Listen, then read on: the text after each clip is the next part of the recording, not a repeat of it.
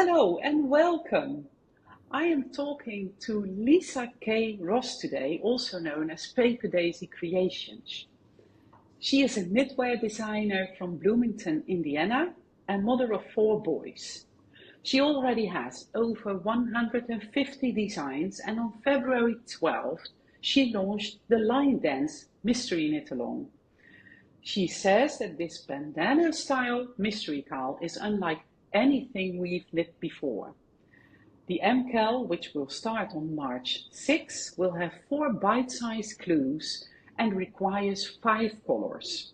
I'm so glad Lisa could find the time to talk to me. Lisa, how are you today? Hey, I'm great. How are you? Yes, I'm fine. Thank you for making the time and giving the Dutch knitters and perhaps some English knitters as well the opportunity to get to know you a little better. Yeah, thank you so much for having me. You're welcome. Yeah. Um, First of all, can you tell us little bit about yourself? Where are you from? And well, whatever you want to share with us, really. Sure. Sure. So I grew up in Ohio. I'm from Cincinnati originally. I met my husband in college. We went to school in Dayton, Ohio. And we got married right out of college and moved to West Virginia. That's where he got a doctorate in economics. And we had our 2 boys. Our oldest 2 boys were born in West Virginia. At the time, I was teaching first grade there. And then we moved to Bloomington, Indiana. Once he finished his doctorate, he was hired as a professor at Indiana University. And we've lived here now about 15 years and have had 2 more boys since then. And I learned to knit when I was pregnant with my youngest. So he will be 10 in April. And so it's been about 10 years that I've been knitting. So your youngest is 10 in April, and the oldest? He's 17. He'll be 18 in August. So he's a junior this year, and we're starting to look at colleges. Okay, so where did the main Paper Daisy creations come from? And did you design your own logo? Because that's very, very graphic. I love it. No, actually, I have a sister who designed it. So I have been multi-craftual. I have dabbled in all sorts of arts and crafts ever since I was young. I've always loved it. The knitting has been a much more recent thing. Like I said, only about 10 years, but I grew up crocheting. And when my 2 oldest boys were little ones, I got really into paper crafting. And I started like creating paper crafted greeting cards and things like that. And I was going to sell them at a craft show, and so I needed a name. And daisies have always been my favorite flower. They were the flower that we used in my wedding. It was all daisies. That was the only flower I used for my wedding. And I just thought like, okay, let's make it paper daisy. But I wanted to leave it sort of open. I didn't want to like limit myself to paper crafting. So I called it Creations, Paper Daisy Creations, instead of, Paper Daisy cards or something like that. And then when I started knitting, back to the paper crafting. So my sister Jenny has a background in graphic design, and I asked her to create a logo for me, and she created that logo, and I just loved it. I love the way that it looks like a daisy, but it says all the words. And so when I started knitting and I decided this was going to be, a job, I wanted to keep the logo, and it kept the creations. And I know it doesn't say knitting in it, but it's who I am. I am Paper Daisy Creations. Yes, your logo is awesome. I really like it. It's brilliant. So very well thought of. So, and I can imagine that you didn't want to have the word knitting in there because that would be very narrowing in what you are going to do in the future, maybe. Who knows? I do think that I'm pretty settled into the knitting thing. I don't think that's changing, but like I said, it's sort of my story, how I got here and who I am. So I'm fine with keeping that as my name. It's a lovely name. I really like it. Thank you. So, when did you really become a knitwear designer? You are just self-taught mostly. You started Yeah. 10 years So, ago. so I can tell you a little about my origin story with knitting. So I have crocheted since I was little. My mom crocheted. She taught me how to crochet. And so I had experience in the fiber arts. But I didn't understand like how people could knit. Like there's no hook at the end of those needles. Like how do you get the yarn through? It just always baffled me. And so I asked for a Learn to Knit kit for Christmas. That was sort of standard on my Christmas wish list. And then when I was pregnant with my youngest, I got a Learn to Knit kit. And so I sat down on January 2nd and I just watched like lots of YouTube videos. And I found someone who was holding the yarn like how I held it for crocheting. And so I was like, okay, I'm going to do that one. And that makes me a continental knitter now. So I took to it at an extreme rate because like for years it had just been this like mystical thing. Like, how do you do this? How can you create sweaters? How can you create things with just these two pointy sticks? And so I learned to knit, and I knit a garter swatch, and I learned to purl, and I purled a garter swatch. And then I was like, how do I make the little V's? So then I created a stockinette swatch. And then I'm like, cables, you can't, I mean, there are ways to crochet cables, though I did not know about them at the time. But I was like, cables, how do I do that? So the next thing I did was learn cables. And this was all on day one. By day 3, I had designed a pair of cable knit mitts. I was like, okay, I just want to like knit a rectangle that has ribbing so it's nice and stretchy and has a cable, one for like the palm and one for the back of the hand, and it'll just be a rectangle, and then I'll seam it and leave a hole for the thumb. And so I learned mattress stitch and really, really extreme rate. I was just like, and I wanted to learn all the things. Our library has an amazing knitting resource library. There's just shelves and shelves of books. So I was, taking out as many as I could carry. I was reading them whenever I had a free moment. I had 2 preschoolers at the time. And I was watching videos and just trying to learn as much as I could and as quickly as I could.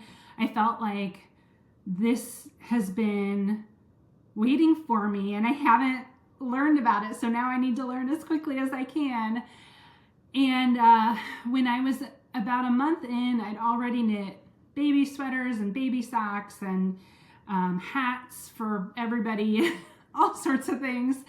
And I was working on my first pair of like complicated adult socks. And I went to a knit night and I met Stephanie Lotvin. So she's Telly Bean Knits on Ravelry. And that was the first time I'd met her. She was so impressed that I was knitting these socks so quickly after learning to knit. And I said, what do you do? And she said, oh, I design knitting patterns and I work with yarn companies and they send me yarn and then I feature it in my designs. And at that point she had about, I think 3 or 4 patterns out. But I was like, tell me more. I need to know about this. And so we met up at the library the next day with our little ones and she told me everything she knew, which was fairly limited at that time. And I just said, that's what I want to do. That's the dream job that I never knew I wanted. And I've basically worked hours and hours every day since in order to make this my job. I published my first pattern about 6 months after learning to knit. So one thing about the way that I was learning, it was very much from an adult perspective and a very academic perspective. So I was like studying how patterns are laid out, what I liked about how they're laid out, what I don't like about how they're laid out, how I can create my own style that makes very easy to understand and follow patterns. And then I wanted to knit little striped sweater vests for my boys. I wanted one for each boy. Really simple, but like I would use the same 5 colors, but just vary the width of the stripes so that they would all coordinate, but not be matchy-matchy. And so I couldn't find what I wanted. I'm like, how does this pattern not exist? And so I wrote it, I created it, and I studied. I'm like, okay, how am I going to do this shaping? And I would watch videos, and I would read other patterns and see how other people did it, and then I would try it and try it and try it, and try it and rip and try it and rip. Or one time I just cut the top off the sweater. Or off the vest because it wasn't what I wanted, and I couldn't bear the thought of ripping it all out. And because I had boys in most of the sizes, I was able to knit one in all different sizes to be sure that I was, confident in this pattern before I put it out. Well, and before I put it into testing, which it then went through testing. So Yeah. You always had a child nearby that would actually fit the knitted garment that you made. That's great. Very helpful. And you really went down the rabbit hole. Definitely. So what's really funny is that my maiden name is Stricker, which is German for knitter. Yes. So I feel like it was in me all along. I just needed to unlock it. I think I read that on your website. Mm-hmm. I did see it somewhere. So, or your Ravelry profile or your website. Yes, I saw that. Yeah. So, and what is your biggest inspiration when you are designing? So, really, my biggest inspiration comes from the yarn. I think that the things that indie dyers create are just absolutely amazing. It is an art form, and the color combinations that they put together, that is what really, really inspires me. So I'll look at these color palettes and just see what I can create out of those colors. Yeah. And my next question was about your favorite designs, but you brought some designs. So can you please show us something and tell us a little more about them? Yeah, so my favorite design is probably this one. So this is the Garden Variety wrap. And it was my very first mystery design. And I'm very proud of it. It has this whole garden variety of stitches. And it's absolutely my most popular pattern. But it also sort of set the bar for all my previous mystery knits. So this was the very first one that I created, and I'm just so very proud of it. So that one was my mystery wrap from 2020. So that started the first annual, and then each year since I've done a large mystery wrap that uses the same yarn requirements but creates totally different wraps. So I didn't bring all of them, but I do have the most recent one. So this was the Secret Forest wrap.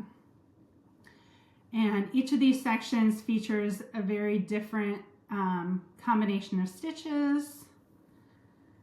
And it plays with, I love playing with asymmetry. I love playing with color. I love playing with contrast, playing with light and dark. And these right here, this is my favorite stitch in the orange. Oh, it's not showing up super well. Yeah, I can see it. Well, I know what the stitches look like, but I can see it. Yeah, so we'll do one again this year, and that'll be super fun. So yeah, that's one of the things that I'm most proud of. When thinking about like just the past year, one of the designs that I love the most is my Beach Nights shawl. So pretty. Thank you. This one is unique because it's a much lower contrast in the colors. A lot of my designs are rainbow or bright or bold, and this one really played with the low contrast of the colors and the amazing lace. Yes, and you also, the picture that features on the pattern page is the one near the water on the mannequin. So, and that is such a beautiful picture because the colors match so well. There's hardly any color, but it just fits the pattern and the picture. It all comes together. Thank you. Yes, we don't have an ocean in Indiana. We're very landlocked, but we do have that man-made lake where I went and did the photos.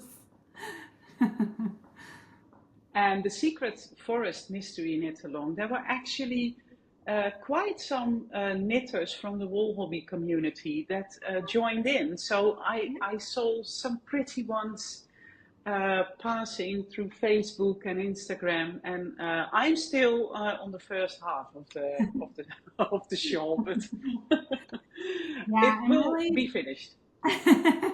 I was so glad that you created kits this past year, and that we could, you know, especially I really want my designs to be available and accessible all over the world, anywhere that knitters want to knit them. And so I so appreciate you creating kits and, you know, bringing in some of the Dutch knitters, and also even just being another European dyer is great, because I know international shipping is a nightmare.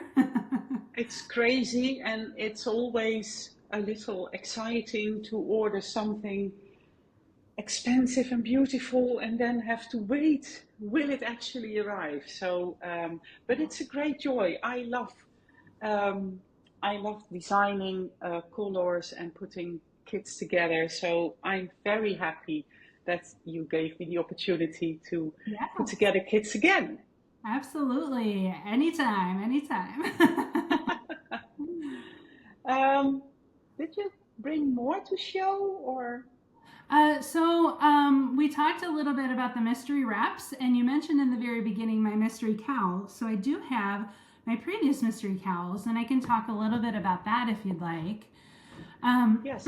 Can you show one of the mystery cowls, because I really like the shape and the way you designed it. So sure. So let me start by telling a little bit about the mystery cowl. So my mystery wraps are my favorite. I love them. They're amazing, but they are a lot. Like, it is a lot of yarn. It is a lot of time. It is a lot of money. And I seek out unique stitch patterns that we can play with in those designs. So I thought about it. I'm like, okay, this is great. I know I've got an audience for this, but like, I always want knitters to bump up their skills. I want them to like join the adventure, try something new. And I thought, how can I do this? I want to create a mystery that uses less yarn, less time, less money, and less complicated stitches. And so I'll create a cowl. I'll do a mystery cowl. And so that is sort of my whole reason for creating these cowls. And I know like a bandana style cowl is the style, you know, but there are lots of different ways that you can create it. So the typical way would be to create a triangle. You're working like a triangular shawl, and then you connect it and you work in the round and you get a bandana cowl. Well, I thought, how can I surprise knitters by doing something different? And so this is the Brighten Up cowl. It's 5 colors, but we started here with a triangle. But then instead of connecting it and going in the round right away, we actually split it off. So this is the back of the cowl. So you split it off and you create like little butterfly wings. And then you take that triangle and join it right here by knitting across these stitches. And they actually go around the back of the cowl because of the way it's constructed. And you actually cast on stitches down here, and you work it in the round to the center. And so to do this design, I recommended that people choose 5 colors and then order them from darkest to lightest, because you wanted it to brighten up, so that you worked from the dark colors, and then in the center you've got this bright, happy ball of happiness that you can wear around or give to your friend, or, you know, whatever it may be, but hopefully it will brighten up your day. I It's also very love, pretty, and an interview like this is always dangerous because this just adds to my cue. When I hear you tell the story about the brightener, I'm like, okay, I want to know that too. But okay, so yeah, last year's cowl, I think. yeah, yes. Okay, so um, I kept the same requirements, same things. I wanted to use less yarn, less time, less money, and simple stitches. And so this time I chose 5 colors, but I chose them by their contrast. And so you have two, so if you look at your colors under a monochromatic filter, like a black and white filter, you can take 2 dark colors, 2 light colors, and 1 mid-tone color. And then by playing with them in different ways, you get all different stitch patterns and playing with that contrast. So the way that this one began, so even though it comes out the same way as a bandana cowl, you begin it as a rectangle. So it actually begins right here, this dark blue, and you begin with a provisional cast on. I created a video for the absolute easiest provisional cast on possible. Which is another thing. I like to provide video tutorials with all of my designs to really help guide you with anything that might be a little bit tricky. And then you create a rectangle, though it doesn't look as much like a rectangle now that it's joined. So a rectangle of all these stitches, and then it comes together right here, and you gradually work 1 stitch from your provisional cast on. You gradually work 1 stitch at a time as you work your way across. So that was last year's mystery cowl.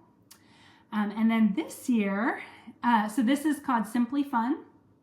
And then this year's design is called Line Dance. It plays with lines in all different ways.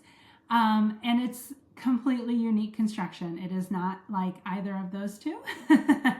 It's totally different. I had an idea in mind for this one, and then I swatched for about a month to get all of the details just right so that it works out just the way that I want it to, and it's a big surprise. I can't wait to see the start on March 6th. Yeah.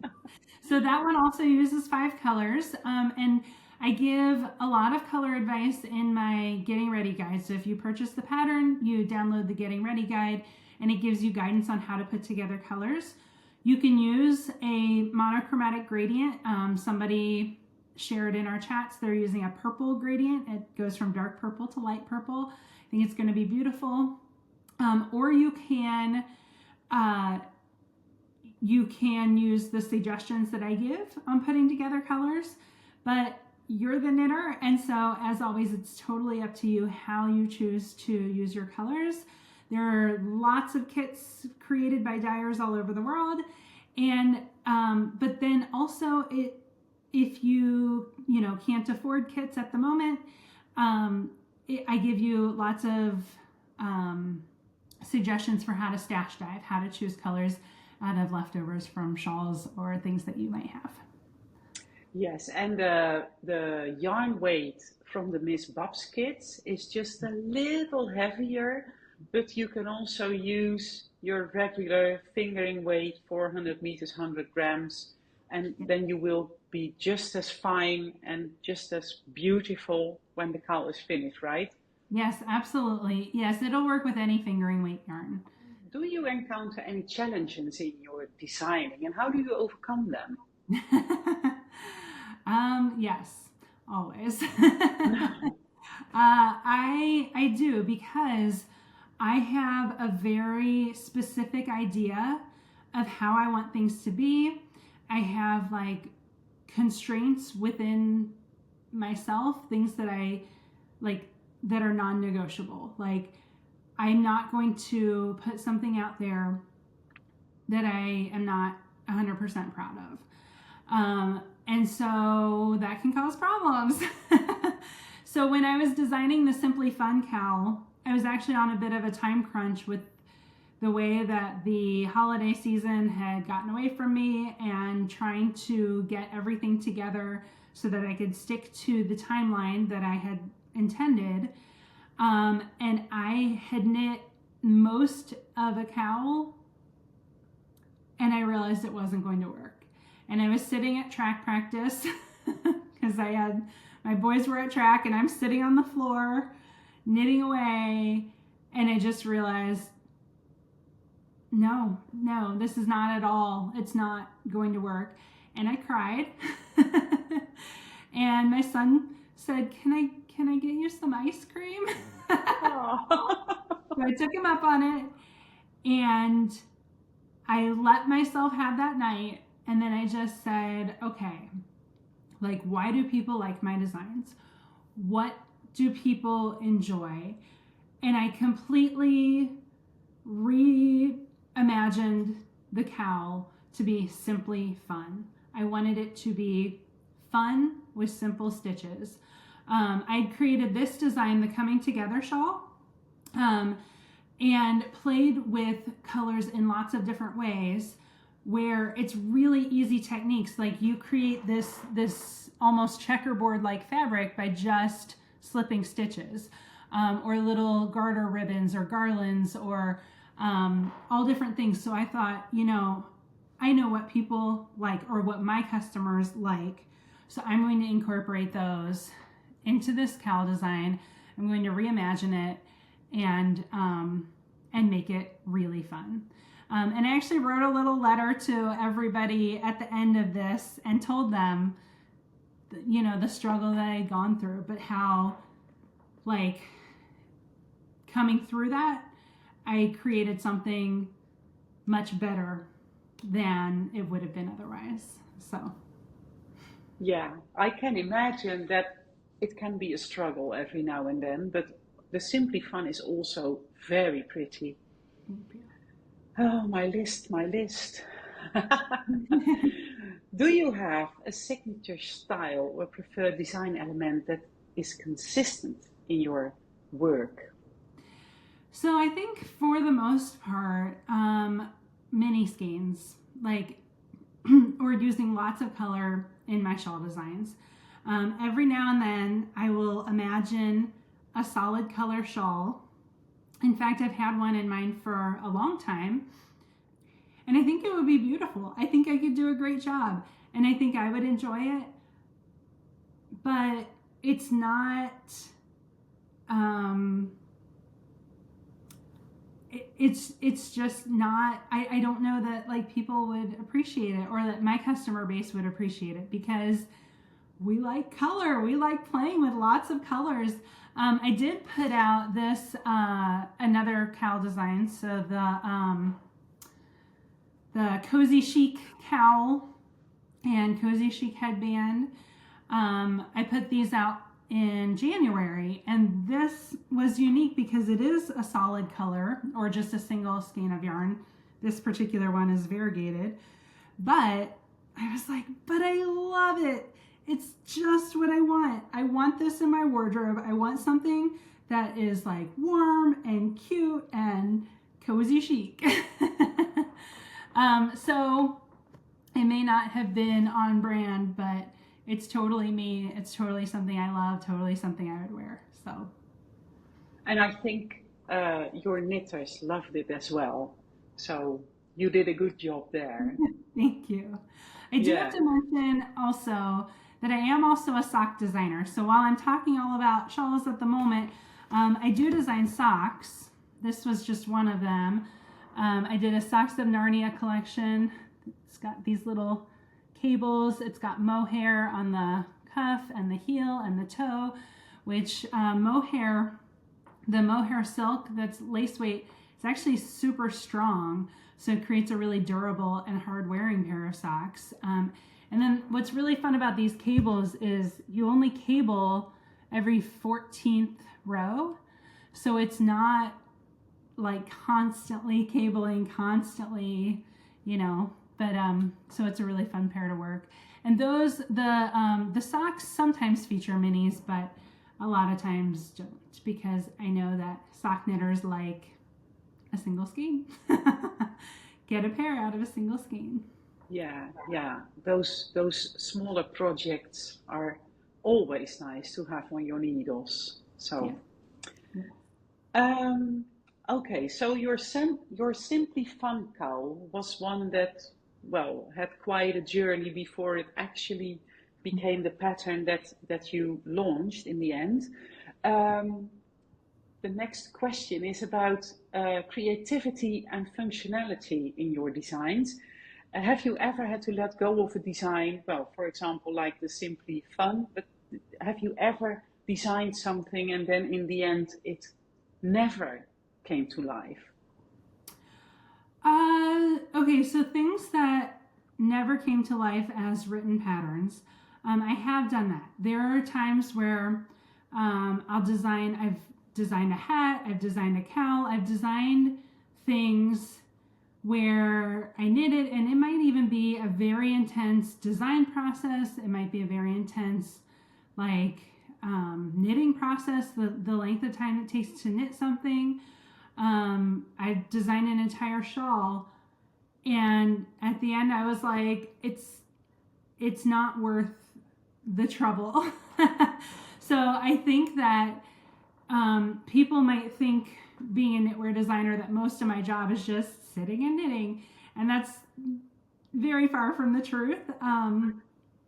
So once I've created something, once I've knit something, and that's already past the design, the choosing the yarn, the swatching, the endless swatching, the ripping as I knit, all of those things. So I've got a finished design, so say a finished shawl, and now I have to decide, do I want to go through like writing it up, taking photos, editing the photos, sending it to my tech editor, going through testing, finalizing the pattern, incorporating all the edits, all the feedback I've gotten from testers, final photos. Photo shoots are always very intense. Going through all of that and then putting this out into the world. Like, is it worth it? And I mean, some of these things, this little cowl, I did this like tubular cowl thing, that it's really cute. And I think it's a great design, but I don't want to go through all of that because I just don't want to. Like, I don't think it's my best. I don't think I don't know. Like, for whatever reason, like it's sort of I guess a gut response within me, like whether or not I want to go through it. Yeah, well, and sometimes you just need to make the decision and start working on the next. Yes. So, Yeah. yeah. Is there any specific designer that you admire and what draws you to those designs? So I do. I admire a lot of designers. One of my biggest, the people I admire most when I got into shawl design is Melanie Berg. She goes under the name Mare Lind. And I just think she's gorgeous. Her designs are gorgeous. She recently experienced going through the breast cancer journey, and she shared a lot of that. I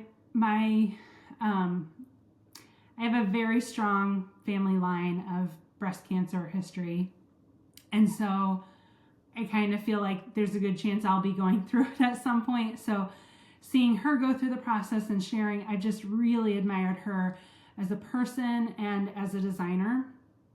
Also with shawls, Stephen West, like he is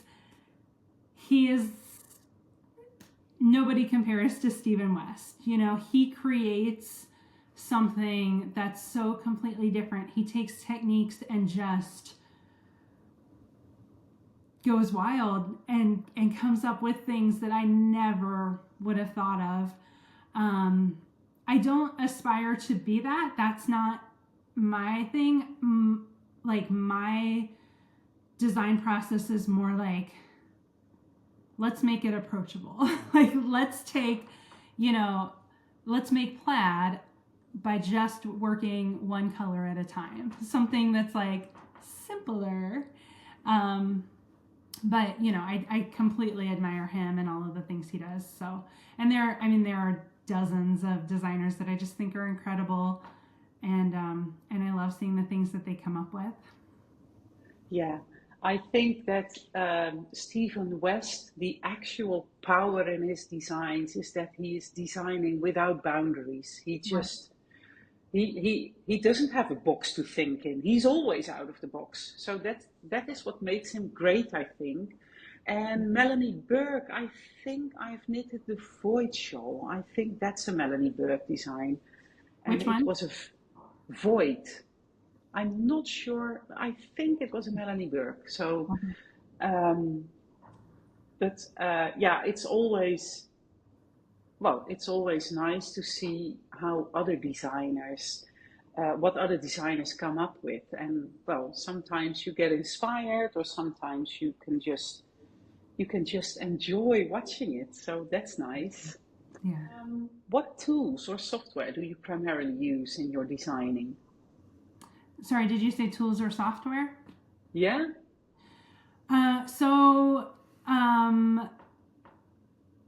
Okay, so knitting tools, lots of needles. I use the ChalGoo interchangeable needles, and I have lots of tips and lots of cords, and I just change them on the regular as needed. For software, I think that's another thing people don't realize about designers. I think I've learned like 12 different computer programs just to be able to put out the quality patterns that I do. So the number one thing that I use is Adobe Creative Suite.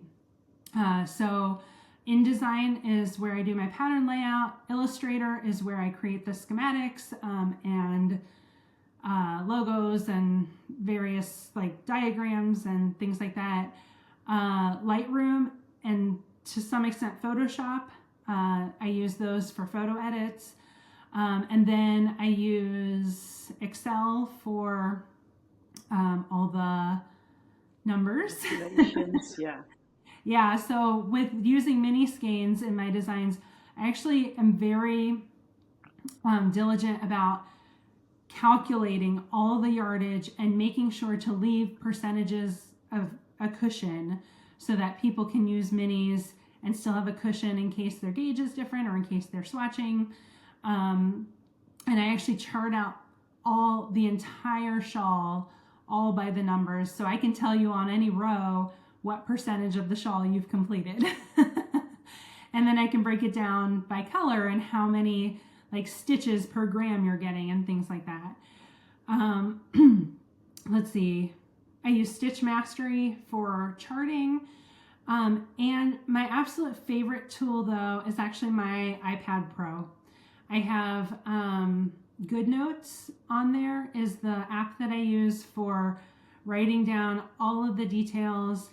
I will like put in pictures like inspiration, and I'll put pictures of the yarn, and I'll keep track of all the yardages and just writing down all of the row by row instructions. And then the other app that I use the most on that is Procreate, which is a drawing app. And so then I can sketch out the designs and where I'm going or where I'd like to go. Thank you.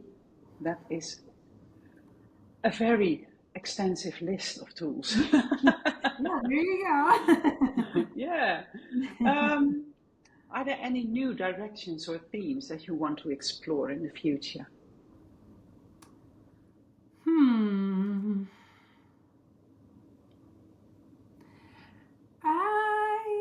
I don't know. I don't think so. I'm really happy with like a few years ago. So when I got started with knitwear design, I designed a lot for my kids. So I have a lot of little kid patterns. I designed some sweaters, some adult size sweaters. I designed one that went from baby all the way up through adult sizes. But like there was a point several years ago where I decided like I need my business to be focused. Like I can't just say I will design anything under the sun. I want to have a clear focus, and I want to create things that my community of knitters is going to want to knit.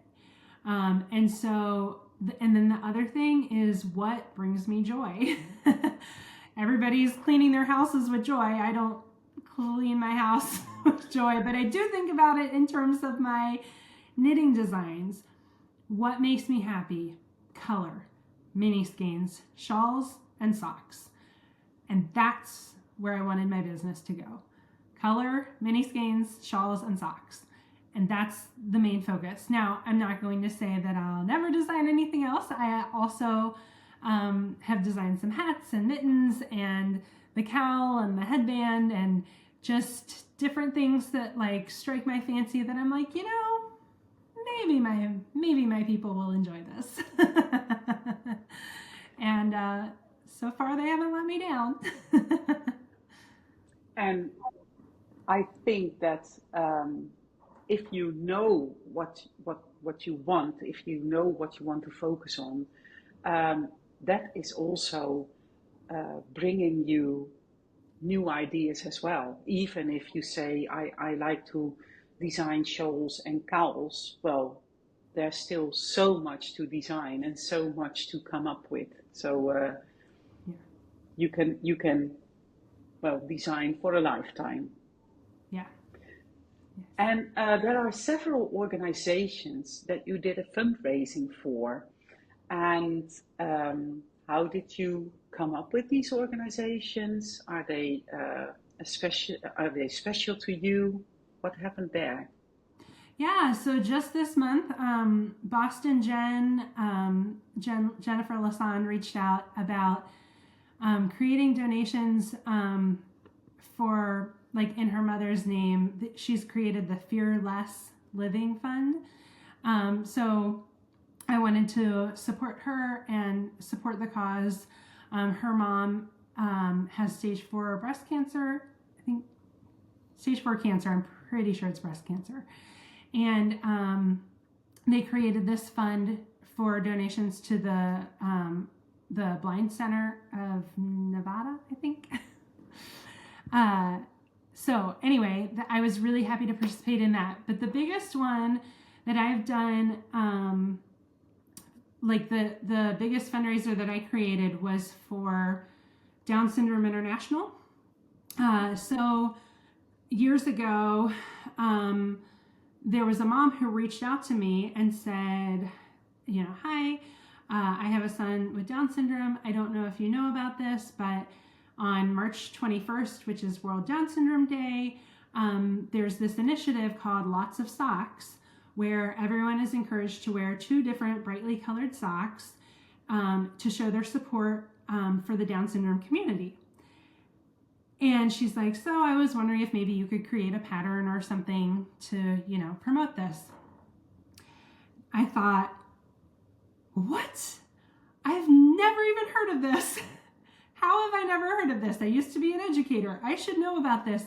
Also, I have an entire community of sock knitters. How, like, my Instagram is filled with socks. How do I not know about Lots of Socks? I should know about this. And so I thought, like, yes, okay, I can create a pattern, but, like, I can do a lot more than that. Like, let's do more. Let's shout this out to the world. Everyone needs to know about this. Like, I don't have anyone close to me in my life with Down syndrome, though I have encountered individuals throughout the years. But I do have a platform that I can help this community. And so I created the Lots of Socks Knit Along.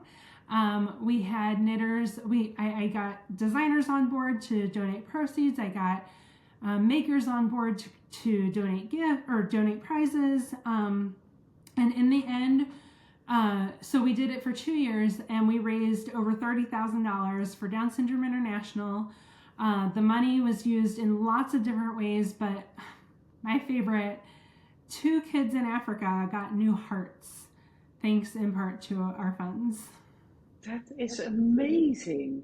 What a great job.